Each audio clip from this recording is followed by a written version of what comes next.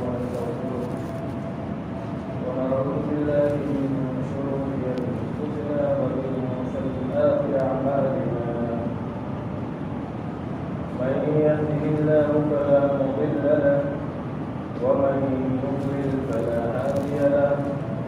وأشهد أن لا إله إلا الله وحده لا شريك له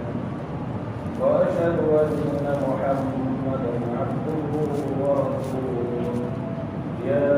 أيها الذين آمنوا اتقوا الله حق تقاته ولا تموتن إلا وأنتم مسلمون يا أيها الناس اتقوا ربكم الذي خلقكم من نفس واحدة وخلق منها زوجها وبث منهما رجالا كثيرا ونساء واتقوا الله الذي تساءلون به والأرحام إن الله كان عليكم رقيبا يا أيها الذين آمنوا اتقوا الله وقولوا قولا سديدا يصلح لكم أعمالكم ويغفر لكم ذنوبكم ومن يطع الله ورسوله فقد فاز فوزا عظيما أما بعد فإن خير الحديث كتاب الله وخير الهدي هدي محمد صلى الله عليه وسلم وشر الأمور محدثاتها وكل محدثة بدعة وكل بدعة ضلالة وكل ضلالة في النار. أعوذ بالله من الشيطان الرجيم. بسم الله الرحمن الرحيم. قاف والقرآن المجيد بل عجبوا أن جاءهم منذر منهم فقال الكافرون هذا شيء عجيب أإذا متنا وكنا ترابا ذلك رجع بعيد قد علمنا ما تنقص الأرض منهم وعندنا كتاب حفيظ بل كذبوا بالحق لما جاءهم فهم في أمر مريج أفلم ينظروا إلى السماء فوقهم كيف بنيناها وزيناها وما لها من فروج والأرض مددناها وألقينا فيها رواسي وأنبتنا فيها من كل زوج بهيج تبصرة وذكرى لكل عبد منيب ونزلنا من السماء ماء مباركا فأنبتنا به جنات وحب الحصيد والنخل باسقات لها طلع نضيد رزقا للعباد وأحيينا به بلدة ميتا كذلك الخروج كذبت قبلهم قوم نوح وأصحاب الرس وثمود وعاد وفرعون وإخوان لوط وأصحاب الأيكة وقوم تبع كلهم كذب الرسل فحق وعيد أفعينا بالخلق الأول بل هم في لبس من خلق جديد. بعض الحاضرين الجمعة دین اور اسلامی بھائیوں عزیز نوجوان دوستوں پیارے بچوں اسلامی پردہ نشین ماؤں اور بہنوں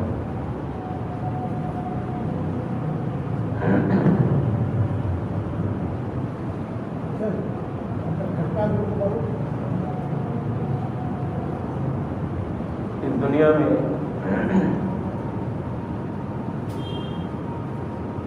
اسلام کی آمد کے بعد سے اب تک شاید ہی کوئی دور ایسا گزرا ہو جو حق و باطل کی کشمکش سے خالی رہا اور قیامت تک حق و باطل کی معرکہ آرائی جاری رہے گی. یہ بھی ایک حقیقت ہے کہ اللہ کے دشمنوں نے جب اللہ کے دین کو دبانے اور کچلنے کی کوشش کی یا اسے قابل اعتراف ٹھہرایا، بالآخر انہیں منہ کی کھانی پڑی۔ آج بھی آپ غور کریں جبکہ پوری دنیا میں مسلمان مغلوب ہیں، اسلام اپنی ممتاز تعلیمات، اپنے محاسن و فوائد اور اپنے دلائل و حقائق کی بنیاد پر تمام ادیان، تمام مذاہب پر غالب ہے۔ اللہ تبارک و تعالیٰ نے قرآن مجید میں اس کی شہادت دیتے ہوئے ارشاد فرمایا، هو الذي أرسل رسوله بالهدى ودين الحق ليظهره على الدين كله ولو كره المشركون۔ وہی وہ اللہ جس نے اپنے رسول کو دین حق کے ساتھ، ہدایت کے ساتھ بھیجا تاکہ اسے تمام ادیان پر غالب کر دے، کافروں کو یہ بات کتنی ہی ناگوار مانے۔ اور نبی کریم صلی اللہ علیہ وسلم کے قیامت تک کے لیے پیشگوئی آپ نے فرمایا، الاسلام یعلو ولا یعلا، اسلام، دین، قرآن، حدیث، حق ہمیشہ یہ غالب رہے گا، دنیا کی کوئی طاقت اسے مغلوب نہیں کر سکتی۔ البتہ مسلمانوں کا غلبہ، مسلمانوں کی ترقی، مسلمانوں کا عروج، آج مسلمان پستی اور ذلت و رسوائی کے عمیق گڑھے میں جا گرے، اس میں بنیادی سبب ان کا خود کا کردار، ان کی بدعملی، ان کی بے عملی، دین سے بیزاری۔ مسلمانوں کا غلبہ، مسلمانوں کا عروج اسی وقت ممکن ہے، ان کو اسی وقت نصیب ہوگا جب وہ عملاً قرآن و سنت سے وابستہ ہو، جیسا کہ خیر القرون اور بعد کے ادوار میں مسلمانوں نے قرآن پر عمل کر کے دنیا کے مختلف ممالک اور علاقوں میں اسلامی فتوحات کے پرچم لہرائے اور قرآن کی عظمت، قرآن کی بزرگی، قرآن کی اثر انگیزی اور قرآن کی تاثیر اپنی جگہ مسلم ہے، دنیا کی کوئی طاقت اسے بدل نہیں سکتی۔ قرآن یہ اللہ رب العالمین کی الہامی کتاب ہے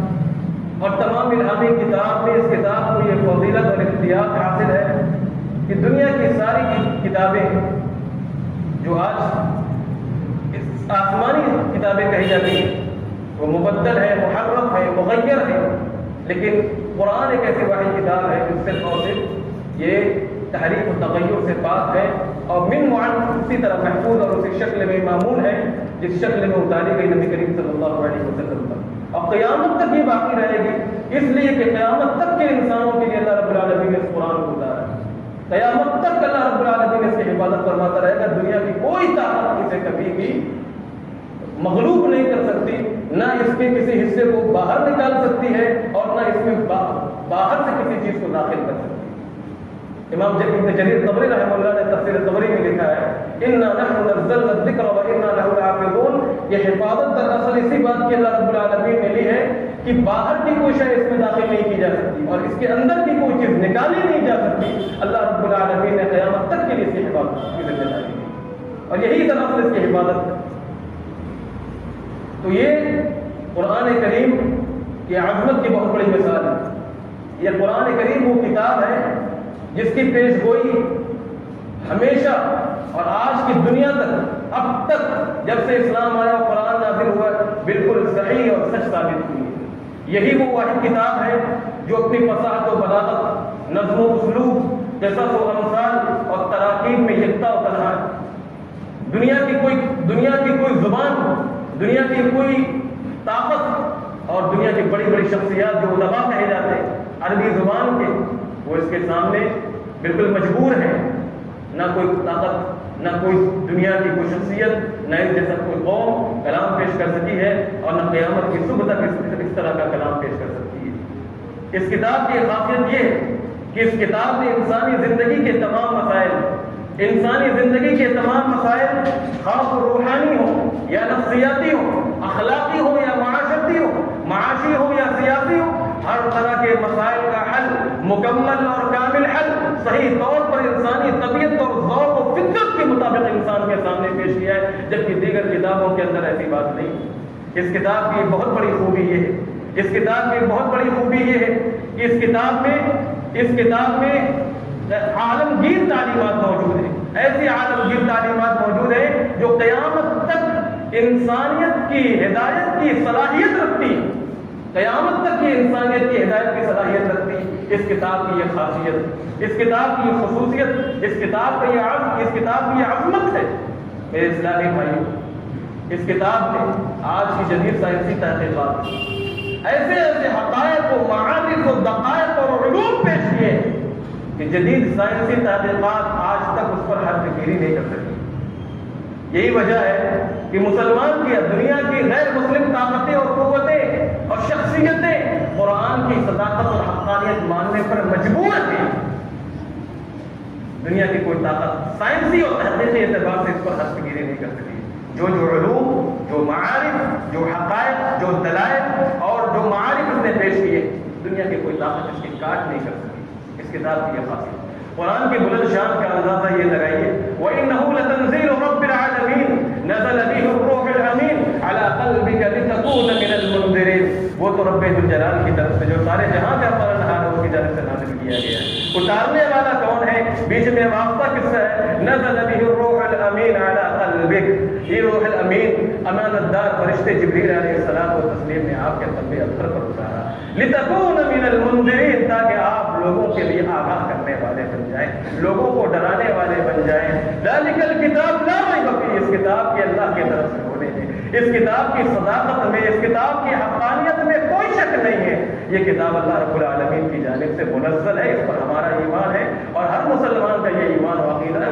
اس کے عقیدے کے اساس میں یہ بات شامل ہے، بنیاد میں شامل ہے کہ قرآن اللہ کی جانب سے ہے۔ اور سورہ بقرہ میں قرآن کی شروعات میں بھی اللہ رب العالمین نے یہ بات کہہ دی ہے۔ قرآن کی عظمت کا اندازہ اس بات سے لگائیے کہ قرآن تمام فرشتوں میں سب سے اشرف فرشتہ، سب سے افضل فرشتہ جبریل لے کر اترتے ہیں۔ کس پر لے کر اترتے ہیں؟ سارے انسانوں میں سب سے افضل اور اشرف انسان محمد عربی صلی اللہ علیہ وسلم پر، اور محمد عربی صلی اللہ علیہ وسلم کے جسم کے سب سے اشرف حصے قلب اطہر پر لے کر اترتے ہیں، اور روئے زمین کے سب سے مبارک حصے، روئے زمین کے سب سے بہترین حصے مکہ اور مدینے کی زمین پر لے کر اترتے ہیں۔ اس کتاب کی عظمت کا اندازہ لگائیے کہ یہ قرآن تمام زبانوں کی سب سے بہترین اور اشرف اور افضل زبان عربی زبان میں اتارا گیا، افضل امت محمدیہ پر اتارا گیا، اور اس کی خصوصیت کا اندازہ لگائیے، یہ افضل مہینے رمضان المبارک کے اور سب سے اشرف رات لیلۃ القدر میں اتارا گیا۔ یہ قرآن کی عظمت، قرآن کی تاثیر، قرآن کی تاثیر اور قرآن کی عظمت، قرآن کے عجائبات، قرآن کی اثر انگیزی، قرآن کی تاثیر، یہ اپنی جگہ مسلم ہے۔ اپنوں کیا، غیروں کیا، دشمنوں نے بھی جب قرآن سنا تو وہ اس کا اثر لیے بغیر نہیں رہ سکے۔ سمجھنے والے، نہ سمجھنے والے عربی زبان، وہ بھی جب قرآن سنتے ہیں تو ایک مرتبہ اس کی اثر انگیزی کو تسلیم کرتے ہیں، مانتے ہیں، اقرار کرتے ہیں کہ اس قرآن کے اندر تاثیر ہے، غرضے ان کی عداوت، ان کا تعصب، ان کا حسد اور بغض، ان کا مذہب اس سے بیزار کرتا ہو، لیکن قرآن کی اثر انگیزی اپنی جگہ مسلم ہے۔ آپ کو صحابہ کرام کے بہت سے واقعات معلوم ہوں گے۔ عمر فاروق رضی اللہ تعالی عنہ نے اسلام قبول کیا، اس میں قرآن کی سماعت کا دخل ہے، قرآن کی اثر انگیزی کا دخل ہے۔ طفیل بن عمرو دوسی یمن کے سردار تھے، اسید بن حضیر مدینہ کے انصاری صحابہ کے سردار میں سے تھے، اور اسی طرح بہت سارے صحابہ کرام نے قرآن قبول کیا، اسلام قبول کیا۔ اسلام کے قبول کرنے میں سماعت قرآن کا بہت بڑا دخل تھا، اور غیروں نے، یعنی قرآن یہ مکہ میں نازل ہوا، مکہ کے سرداران، بڑے بڑے دشمنان نے قرآن کی اثر انگیزی کو تسلیم کیا۔ عتبہ بن ربیعہ کا نام آپ نے سنا ہوگا، چوٹی کے دشمنوں میں سے تھا، نبی کریم صلی اللہ علیہ وسلم کے بڑے مخالفین میں اس کا نام لیا جاتا تھا۔ عتبہ بن ربیعہ نے اللہ کے نبی صلی اللہ علیہ وسلم کو پیشکش کی، اے اللہ کے رسول صلی اللہ علیہ وسلم، اگر آپ مال کے متمنی ہو، دولت کے خواہش مند ہو، آپ عزت و سرداری چاہتے ہو، تو ہم آپ کے سامنے یہ تمام چیزیں نچھاور کر دیتے ہیں۔ اے اللہ، اور اللہ کے نبی صلی اللہ علیہ وسلم کے سامنے یہ پیشکش کی کہ آپ دعوت سے بیزار ہو جائیں، دعوت دین سے آپ بیزار ہو جائیں، جس دین کی آپ دعوت دے رہے ہیں اس سے اپنے آپ کو بری کر لیں، الگ کر لیں، ہم آپ کے قدموں میں یہ نچھاور کر دیں گے، آپ صلی اللہ علیہ وسلم نے سورہ فصلت کی چند آیات اس کے سامنے تلاوت فرمائی، اس کی اثر انگیزی یعنی اتنا متاثر ہوا کہ اس کی اثر انگیزی اس نے تسلیم کی، اور اپنے قوم کے پاس جب واپس لوٹا اس نے کہا کہ میں نے آج ایسا کلام سنا ہے کہ اللہ کے قسم میں نے کبھی ایسا کلام نہیں سنا، واللہ ما هو بشعر ولا بشعر ولا کلام، اللہ کی قسم کھا کر کہتا ہے کہ نہ وہ کوئی شعر ہے، نہ وہ کوئی جادو ہے، نہ کوئی کہانت ہے۔ اس لیے قوم کے لوگوں، اے ابو جہل، اے اس کے قرآن اور حدیث کے مخالفین، اے دین کے مخالفین، اے محمد کے مخالفین، سن لو، یہ جو کر رہا ہے جس حال پہ اس کو اس کے حال پہ چھوڑ دو، اس سے تعلق نہ کرو، اس کی مخالفت نہ کرو۔ ولید بن مغیرہ یہ قریش کے سرداروں میں سے تھا، بڑا مالدار ترین انسان تھا۔ سورہ مدثر کے اندر بڑی تفصیل سے اللہ رب العالمین نے اس خبیث کا تذکرہ فرمایا ہے، اس بدطینت کا تذکرہ فرمایا ہے جو قرآن پر معترض تھا، قرآن کا منکر تھا، رسول کی شان میں گستاخی کرنے والا تھا۔ ولید بن مغیرہ جب نبی کریم صلی اللہ علیہ وسلم کے پاس آتا ہے، قرآن سنتا ہے، قرآن سننے کے بعد تاثر دیکھیے وہ کیا کہتا ہے، اتنی جامع کلمات اس نے کہے ہیں اپنی زبان سے قرآن کے تعلق سے، پھر بھی وہ قرآن کا منکر بن کے مرا، دین کا منکر بن کے مرا۔ کہتا ہے کہ واللہ ان له لحلاوة وان عليه لطلاوة وان اعلاه لمثمر وان اسفله لمغدر وانه ليعلو ولا يعلى عليه۔ کہتا ہے کہ اللہ کی قسم، واللہ ان له لحلاوة وان عليه لطلاوة، اس قرآن کے اندر اللہ رب العالمین نے چاشنی بھی رکھی ہے، لذت بھی رکھی ہے۔ وان اعلاه لمثمر، اس کی جو باغ ہیں، اس کے جو تنے ہیں وہ پھلدار ہیں، اس کے تنے بھی پھلدار ہیں۔ وان اعلاه لمثمر وان اسفله لمغدق، اور اس کی جو جڑیں ہیں وہ بڑی گہری ہیں، اس کی جڑیں جو ہیں وہ بڑی گہری ہیں۔ وانه ليعلو ولا يعلى عليه، آخری جملہ بڑی پتے کی بات کہہ گیا، وانه ليعلو ولا يعلى عليه، قیامت کی باقی تک یہ قرآن غالب رہے گا، دنیا کی کوئی طاقت کس کو مغلوب نہیں کر سکتی۔ قرآن کے بارے میں کافر کی گواہی ہے، وانه ليعلو، وہ ہمیشہ غالب ہے، وانه يعلى ولا يعلى عليه، یہ ہمیشہ غالب رہے گا، یہ قرآن یہ کلام ہمیشہ اللہ کا غالب رہے گا، دنیا کی کوئی طاقت اسے مغلوب نہیں کر سکتی۔ ولید بن مغیرہ ایک ہی بات کہی، آپ جس ملک میں رہتے ہیں، اس ملک کے بڑے بڑے عظیم لیڈران جن کو بڑے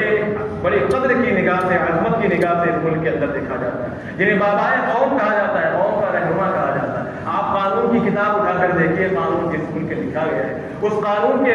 لکھنے والے نے اور اس ملک کے بڑے بڑے عظیم لیڈران نے قرآن سے اپنا تعلق جوڑا تھا، قرآن کا مطالعہ کرتے تھے۔ آپ جب قانون کی کتاب پڑھیں گے تو معلوم ہو جائے گا کہ قانون لکھنے والے نے قرآن کو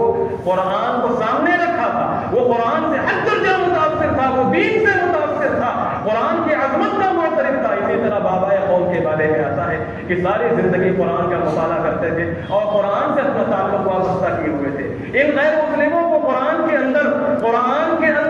معترف چیزیں، وہ چیزیں جو قابل اعتراض ہیں وہ چیزیں نہیں دکھی، لیکن ایک بدطینت، خبیث الفطرت، بدطینت انسان کو، بدبخت کو بعض چیزیں نظر آ گئی اور اس نے اپنے خبث باطن کا مظاہرہ کرتے ہوئے قرآن کو نشانہ بنا دیا، اور آج وہ باتیں ہمارے سامنے آئی گئی اس کی زبان سے۔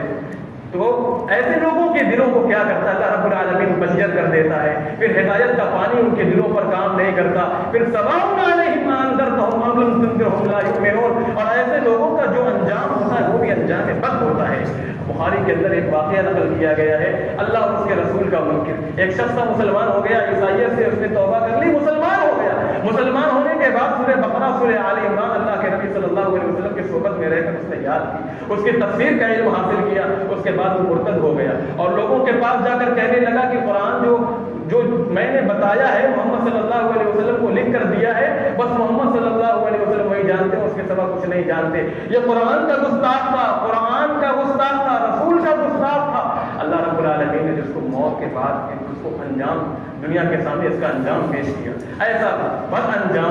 عذاب قبر میں مبتلا کیا، اس کے موت کے بعد اس کی قبر اس کو قبول نہیں کر رہی تھی۔ عیسائیوں نے سمجھا کہ مسلمان اس کے ساتھ گستاخی کر رہے ہیں، اس کی ناش کو قبر سے باہر نکال کر پھینک دے رہے، بار بار وہ ڈالتے رہے اور بار بار ناش باہر آتی چلی گئی، یہاں تک کہ زندہ اس لاش کو اسی حالت میں چھوڑ کر وہ واپس چلے گئے۔ یہ قرآن کا معجزہ ہے، زندہ و جاوید معجزہ ہے، اور قرآن کے گستاخ کا یہ انجام مت ہے جو دنیا میں ہوتا ہے، اور آخرت میں جو ان کے ساتھ اللہ رب العالمین رویہ برتے گا تو اس کا تو ہمیں تصور بھی نہیں ہے۔ اور قرآن کے دشمنوں کو اللہ کبھی چھوڑتا نہیں، دین کے دشمنوں کو اللہ کبھی چھوڑتا نہیں، اور سیرت کی کتابوں کے اندر اس طرح کے واقعات و مثالیں موجود ہیں۔ میرے اسلامی بھائیوں، قرآن کی جمع و تدوین کی مختصر تعریفات کے سامنے رکھتا ہوں۔ یہ بات ہر کوئی شخص جانتا ہے، جیسا کہ میں نے تذکرہ بھی کیا کہ قرآن رمضان المبارک کی مبارک رات لیلۃ القدر میں نازل کیا گیا، لیکن پورا قرآن ایک ساتھ نازل نہیں ہوا۔ لوح محفوظ سے بیت العزت تک پورا قرآن ایک ساتھ ہے، لیکن وہاں سے 23 سال کے عرصے میں احوال، حالات اور واقعات کی مقتضا کے مطابق وقتاً فوقتاً یہ قرآن مکمل آتا رہا۔ اللہ کے نبی صلی اللہ علیہ وسلم کے دور میں حفاظت قرآن کے 2 ذریعے تھے۔ ایک لوگ قرآن کو حفظ کر لیتے تھے، دوسرا حفظ کی قرآن کی حفاظت کا دوسرا ذریعہ اللہ کے نبی صلی اللہ علیہ وسلم صحابہ کرام سے قرآن کو لکھوا لیا کرتے تھے، خواہ وہ ہڈیوں پر ہو، چمڑوں پر ہو، پتھروں پر ہو، تختیوں پر ہو، اور اسی طرح کچھ لوگ سینوں میں محفوظ کر لیا کرتے تھے۔ تو یہ قرآن لکھ لیا جاتا تھا، اللہ کے نبی صلی اللہ علیہ وسلم اسے لکھوا دیا کرتے تھے۔ اس کے بعد اور ضرورت بھی محسوس نہیں ہوئی، اس لیے کہ قرآن جب نازل ہو رہا تھا تو ناسخ و منسوخ کے مسائل تھے، آیات قرآن اور سور قرآن کی جو ترتیب ہے اس کے بھی مسائل تھے، اور جو بعد کے زمانے میں جو جن اغلاط کا اندیشہ تھا اس زمانے میں اس کا اندیشہ نہیں تھا۔ انہی اسباب کی بنیاد پر اللہ کے نبی صلی اللہ علیہ وسلم کے زمانے میں قرآن کو جمع نہیں کیا گیا۔ ہاں، لیکن جب ابو بکر رضی اللہ تعالیٰ عنہ کا زمانہ آیا، اور یہ بات معلوم ہے کہ صحابہ کرام کی اکثریت ہی حفاظ تھی، قرہ تھی، انہوں نے قرآن کو اپنے سینوں میں محفوظ کر لیا۔ خود اللہ کے نبی صلی اللہ علیہ وسلم کے زمانے میں دھوکے سے کفار نے پیر معمونہ میں 70 قرہ کو 70 اللہ کے نبی صلی اللہ علیہ وسلم کے حفاظ کو شہید کر دیا۔ آپ صلی اللہ علیہ وسلم کے وفات کے بعد یمامہ کی جنگ جو 11 ہجری میں پیش آئی، اس میں 70 صحابہ ابو بکر رضی اللہ تعالیٰ عنہ کے دور میں مسلمہ کذاب کے خلاف جہاد کرتے ہوئے شہید ہو گئے۔ عمر فاروق رضی اللہ تعالیٰ عنہ نے ابو بکر رضی اللہ تعالیٰ عنہ کو توجہ دلائی اس بات پر کہ قرآن کو جمع کر دیا جائے۔ اس طرح جو قرآن مختلف اشیاؤں میں ادھر ادھر تھا، پتھروں پہ، چمڑوں میں، سینوں میں، اور اسی طرح تختیوں پہ جو لکھا ہوا تھا، ہڈیوں میں لکھا ہوا تھا، سب کو جمع کیا گیا، اور زید بن ثابت رضی اللہ تعالیٰ عنہ کو ابو بکر رضی اللہ تعالیٰ عنہ نے ذمہ داری سونپی کہ آپ قرآن کو جمع کرائیں۔ زید بن ثابت رضی اللہ تعالیٰ عنہ کو جو ذمہ داری سونپی گئی، اس میں دیکھیے کہ اعلیٰ درجے کی احتیاط برتی گئی تھی، اور جو لوگ اعتراض کرتے ہیں ان کی جاہل ہونے میں کوئی شک نہیں ہے، ایسے لوگوں کی جہالت میں کوئی شک نہیں ہے۔ کتنے اعلیٰ درجے کی احتیاط برتی گئی تھی اس کا اندازہ لگے، کتنی سخت شرائط رکھی تھی کہ جو آدمی آئے اور یہ بتائے کہ قرآن کا حصہ اس کے پاس ہے تو اس کو کیسے قبول کیا جائے گا۔ پہلی شرط یہ تھی کہ جو بھی شخص آیا اور بتایا کہ قرآن کا فلاں حصہ اس کے پاس ہے تو اس وقت تک اس سے وہ حصہ قرآن کا نہ لیا جائے، نقل نہ کیا جائے، جب تک کہ وہ خود نہ بتائے کہ اس نے یہ حصہ نبی کریم صلی اللہ علیہ وسلم سے لیا ہے، آپ صلی اللہ علیہ وسلم سے سنا ہے۔ دوسری شرط یہ رکھی گئی تھی تو جو بھی آئے اور وہ قرآن کا حصہ آپ کے سامنے زید بن ارقم کے ان کی کمیٹی کے سامنے پیش کرے، اس وقت تک اسے قبول نہ کیا جائے جب تک کہ اس کا پیش کیا گیا قرآن کا وہ حصہ اللہ کے نبی صلی اللہ علیہ وسلم کے لکھائے گئے صحیفوں میں موجود نہ ہو۔ تیسری چیز، جو بھی وہ حصہ قرآن کا لے کر آئے گا اسے سبع احرف پر شامل ہو۔ احرف یعنی 7 لہجوں میں جو قرآن اتارا گیا لغت قریش میں، اس پر شامل ہو۔ چوتھی جو شرط یہ رکھی گئی تھی کہ قرآن، جو بھی قرآن کا حصہ سامنے لایا جائے، حفاظ کرام کی تعداد جو ہے، حفاظ کرام کی جو جماعت ہے وہ اس کی تائید کرے کہ ہاں قرآن کا یہ حصہ ہے جو ان کے سینوں میں محفوظ ہے، وہ اس کی تائید کرے۔ پانچویں جو شرط رکھی گئی تھی، یہ شرط رکھی گئی تھی کہ قرآن جو حصہ اس کا لا کر پیش کیا جا رہا ہے، بتایا جا رہا ہے کہ یہ قرآن کا حصہ ہے، وہ اللہ کے نبی صلی اللہ علیہ وسلم کی قائم کردہ آیات اور سور کی ترتیب کے مطابق ہو۔ جو آپ نے آیتوں کی اور سورتوں کی ترتیب اپنی زندگی میں بتائی تھی، اور آیتوں اور سورتوں کی ترکیب یہ ہے تو یہ توقیفی ہے، یہ کسی کی طرف سے نہیں ہے، اللہ کے رسول صلی اللہ علیہ وسلم نے خود یہ ترتیب مقرر فرمائی تھی، تو وہ موجود ہو۔ اس طرح کی بڑی سخت شرائط رکھی گئی تھی۔ اور جو چھٹی شرط یہ تھی کہ 2 عادل گواہ ہر ایک آیت پر شہادت دیں، جو بھی حصہ جو لائے اس پر وہ 2 عادل گواہ شہادت دیں۔ اس قدر سخت شرائط رکھ کر انتہائی احتیاط کے بعد قرآن کریم کو جمع کیا گیا۔ آج بڑی آسانی سے کہا جاتا ہے کہ ابو بکر رضی اللہ تعالیٰ عنہ اور فلاں نے قرآن کے اندر یہ آیتیں بعد میں داخل کر دی، شامل کر دی، قرآن پر تحریف کا نعوذ باللہ الزام لگایا جاتا ہے۔ ابو بکر رضی اللہ تعالیٰ عنہ کی ایمان کا ذرا اندازہ لگائیے، اللہ رب العالمین سے خوف کا ذرا اندازہ لگائیے۔ ابن جریر رحمہ اللہ نے اپنی تفسیر طبری کے اندر یہ صحیح اثر نقل کیا ہے ابو بکر رضی اللہ تعالیٰ عنہ کا. وہ اپنی زبان مبارک سے کہتے ہیں ای ارض تقلنی و ای سماء تقلنی اذا قلت فی القرآن بما لا اعلم. اگر میں قرآن کے بارے میں اپنی رائے سے کوئی بات کہوں، اپنی رائے سے کوئی بات کہوں، تو کون سی زمین مجھے سمائے گی اور کون سا آسمان مجھے چھپائے گا؟ کون سی زمین مجھے اپنے اندر سمائے گی اور کون سا آسمان مجھے چھپائے گا اگر میں قرآن کے بارے میں کوئی رائے اپنی طرف سے دے دوں؟ یہ تو ابو بکر رضی اللہ تعالیٰ عنہ کی ایمان کا قرآن کے ساتھ احتیاط کا کیسے الزام لگا دیا جاتا ہے صحابہ کرام اور خلفائے راشدین پر؟ یہ ان کے بنگ بولتا ہے، یہ ان کے عداوت صحابہ بولتی ہے کہ وہ واقعی اسلام کے دشمن ہیں، صحابہ کے دشمن ہیں، رسول کے دشمن ہیں. ان کا اسلام سے کوئی لگاؤ، کوئی وابستگی نہیں. تیسری چیز جو میں آپ کے سامنے رکھوں گا، حضرت عثمان رضی اللہ تعالیٰ عنہ کے دور میں اس کے بعد یہ کیا گیا کہ بڑی اغلاط، اسلامی مملکت کو بڑی وسعت نصیب ہوئی اور اسلامی فتوحات کثرت سے ہونے لگی، عربوں کے ساتھ اجمی بھی شامل ہو گئے. اس دور میں بڑی اغلاط ہونے لگی. حذیفہ بن یمان رضی اللہ تعالیٰ عنہ فتح آرمینیا اور آذربائیجان کے بعد جب وہ لوٹ رہے تھے تو وہ آئے واپس اور انہوں نے اہل عراق اور اہل شام کا جو اختلاف تھا قرآن کے قرات کے اندر، عثمان رضی اللہ تعالیٰ عنہ جس کو امیر المؤمنین تھے اس کا تذکرہ کیا اور کہا کہ امیر المؤمنین اس امت کو بچا لیجیے، کہیں ایسا نہ ہو کہ یہود و نصارہ کی طرح یہ امت اپنی کتاب میں اختلاف کر کے تباہ و برباد ہو جائے. عثمان رضی اللہ تعالیٰ عنہ کی فکر اور بڑھ گئی اور انہوں نے زید بن ثابت کو کہا رضی اللہ تعالیٰ عنہ کو کہ آپ ابو بکر رضی اللہ تعالیٰ عنہ کے زمانے میں جو صحائف جمع کیے گئے تھے حفصہ رضی اللہ تعالیٰ عنہ سے لے لیں اور قرآن کے مصحف کے اندر جو انہوں نے جمع کیا تھا جو شاذ قرات کو نکال دیجیے جو بعد میں آسانی کے لیے شامل کی گئی تھی، صحابہ کے تفسیری اقوال کو نکال دیجیے. اور اس طرح انہوں نے سارے صحیفوں کو سامنے رکھ کے قرآن کو ایک مصحف میں جمع کر دیا اور اس کے بعد سارے اسلامی ممالک میں تقسیم کرا دیا اور سب کے درمیان یہ فرمان جاری کر دیا کہ اس مصحف کو جو بھیجا جا رہا ہے جس میں متواتر قرات کو بھی سماعت کیا گیا ہے، اس کو وہ پڑھیں، اس کو لاگو کریں اور اس سے پہلے کہ جو صحائف اور مصحف ان کے پاس موجود ہیں اسے نظر آتش کر دیں. اس طرح انتہائی درجے کے بعد قرآن کو محفوظ کیا گیا اور قرآن کو کتابی شکل میں دنیا کے سامنے پیش کیا گیا. آج بڑی آسانی سے قرآن پر تحریف کا الزام لگا دیا جاتا ہے. ذرا اللہ کا کلام پڑھیے، اللہ کیا کہتا ہے، لا یاتیہ الباطل من بین یدیہ ولا من خلفہ تنزیل من حکیم حمید. نہ آگے سے کوئی باطل اس کتاب میں پھٹک سکتا ہے نہ پیچھے سے آ سکتا ہے، یہ اللہ کی جانب سے نازل کیا گیا ہے. اللہ رب العالمین نے قرآن مجید میں دوسرے مقام پر فرمایا وَاتْلُ مَا أُوحِيَ إِلَيْكَ مِنْ كِتَابِ رَبِّكَ لَا مُبَدِّلَ لِكَلِمَاتِهِ. اے نبی صلی اللہ علیہ وسلم اپنے رب کی نازل کرتا اس کتاب کی تلاوت کیجیے جس کے حکم کو، جس کی آیات کو کوئی بدل نہیں سکتا، کوئی بدلنے والا نہیں ہے. اور خود اللہ کے نبی صلی اللہ علیہ وسلم کو مخاطب کر کے اللہ رب العالمین نے قرآن میں فرمایا وَلَوْ تَقَوَّلَ عَلَيْنَا بَعْضَ الْأَقَاوِيلِ لَأَخَذْنَا مِنْهُ بِالْيَمِينِ ثُمَّ لَقَطَعْنَا مِنْهُ الْوَتِينَ فَمَا مِنْكُمْ مِنْ عَهْدٍ عَنْهُ عَاجِزِينَ. اگر یہ رسول بھی ہمارے بارے میں کوئی بات اپنے نفس سے بنا لاتے لَوْ تَقَوَّلَ عَلَيْنَا بَعْضَ الْأَقَاوِيلِ لَأَخَذْنَا مِنْهُ بِالْيَمِينِ. دانا ہاتھ پکڑ لیجیے ثم لقطعنا منه الوتين، ان کی گردن کی رت کاٹ دیتے. فما منكم من احد عنه حاجزين. اس کام سے تم میں سے کوئی بھی مجھے روکنے والا نہیں تھا. جب رسول کے بارے میں ایسی دھمکی بیان کی جا سکتی ہے تو صحابہ کرام کے سامنے کے تعلق سے، صحابہ کرام و خلفائے راشدین کے تعلق سے یہ کیسے تصور کیا جا سکتا ہے کہ صحابہ کرام نے نعوذ باللہ کی گستاخیاں کی. آج عالم یہ ہے مسلمانوں کا کہ آج کوئی بدبخت، کوئی بدقیرت اٹھتا ہے اسلام، پیغمبر اسلام، صحابہ اور اسی طرح قرآن کے سلسلے میں گستاخانہ کلمات کہہ دیتا ہے. مسلمان سراپا احتجاج مل کر سڑکوں پر اتر آتے ہیں اور چند دن اپنے غم و غصہ کا اظہار کر دیتے ہیں اور اسی طرح ویب سائٹ کا انٹرنیٹ اور ویب سائٹ کا سہارا لے کر اسٹیٹس کے ذریعے سے اپنے غم و غصہ کا اظہار کر کے خاموش ہو جاتے ہیں. کبھی مسلمانوں ہم نے کبھی یہ غور کرنے کی کوشش کی، سمجھنے کی کوشش کی، ٹھنڈے دل سے یہ بات سوچنے کی کوشش کی کہ ان کی وجوہات کیا ہیں، ان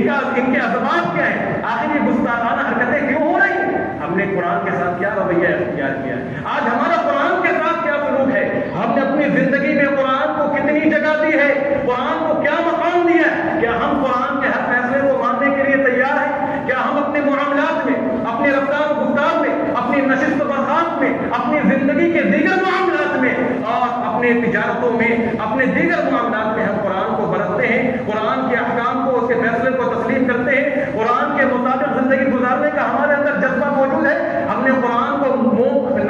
کی ناک بنا لیا ہے، جو اس کے فیصلے، جو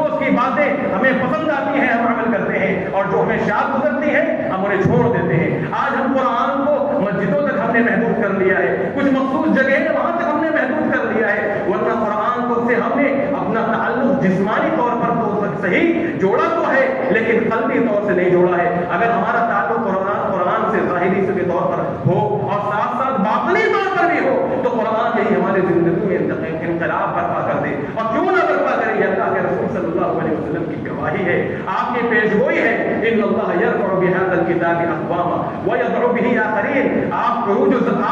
ترقی چاہتے ہیں, قرآن سے اپنا تعلق جوڑیے, صرف ظاہری طور پر نہیں, صرف زبان کی حد تک نہیں, بلکہ دل سے اس کی اصل انگیزی کو تسلیم کیجیے. قرآن کے حقوق کیا ہیں, قرآن کے مطالبات کیا ہیں, قرآن کیسے پڑھا جائے, قرآن کیسے سمجھا جائے, اسے کیسے نافذ کیا جائے, قرآن کی تبلیغ کو, قرآن کی تعلیم کو, قرآن کی دعوت کو غیر مسلموں تک کیسے عام کیا جائے, ان وجوہات پر غور کرنے کی ضرورت ہے میرے مسلمان بھائیوں. سیخپا ہونے کی, چیخنے چلانے کی, برہمی کا اظہار کرنے کی, غم و غصہ کے اظہار کرنے کی کوئی ضرورت نہیں ہے. اور یہ بات جان لیجیے کہ جذبات, یہ جذباتی کام یہ کسی مسئلے کا مستقل حل نہیں ہے. ہماری خود کی اس میں کمی ہے, ان کمیوں کو دور کرنے کی کوشش کرنی چاہیے. اور اللہ کے رسول صلی اللہ علیہ وسلم کی دعا کو ہمیشہ پڑھتے رہنا چاہیے, جو آپ صلی اللہ علیہ وسلم قرآن کے تعلق سے پڑھتے تھے. اللہم اجعل القرآن ربیع قلبی, اللہم اجعل القرآن ربیع قلبی ونور صدری وذهاب ہمی وغمی. یہ دعا ہمیشہ پڑھتے رہنا چاہیے. عمر فاروق رضی اللہ تعالیٰ عنہ جب منبر پر چڑھے, خلیفہ بننے کے بعد پہلا خطبہ دیا تو انہوں نے دعا کی, اللہم اجعلنی تدبرا وتفکرا فی القرآن. وہ قرآن میں تدبر و تفکر کی توفیق اللہ سے طلب کر رہے تھے, اور انہوں نے دعا کی آگے, اے اللہ جب تک میں باحیات رہوں تا تک حیات مجھے قرآن پر عمل کرنے کی توفیق عطا فرما. یہ خلفائے راشدین کا حال تھا, یہ ان کی دعا تھی, یہ قرآن کا صدق ہے, لیکن ان کے واقعات موجود ہیں. اللہ رب العالمین سے دعا کرنی چاہیے کہ الہ العالمین تو اپنے دین, اسلام اور مسلمانوں کی حفاظت و نصرت عطا فرما. یا رب العالمین ان کی حفاظت فرما, اور جو تیرے دین کے دشمن ہیں ان کو ان کے عزائم اور منصوبوں میں ناکام کر دے. یا رب العالمین تو ہمارے سینوں کو قرآن کی تلاوت, قرآن کے تدبر سے معمور فرما دے, حب صحابہ سے معمور فرما دے. یا رب العالمین تیرے دین کے جو دشمن ہیں ان کو, جو ان دین کے دشمنی میں انتہا تک پہنچ گئے اور ساری حقوں کو فلاں کیا ہے, الہ العالمین اس دنیا کی زندگی میں ان کو ان کے انجام تک پہنچا دے, تاکہ وہ بعد والوں کے لیے عبرت و نصیحت بن جائے. اور جب تک ہمیں اس دنیا میں زندہ رکھ, اسلام پر عمل کرنے والا بنا کر زندہ رکھ, اور جب ہمارا خاتمہ ہو کلمہ توحید لا الہ الا اللہ محمد رسول اللہ کرو. اقول قولی هذا واستغفر الله لي ولكم ولسائر المسلمين من كل ذنب فاستغفروه انه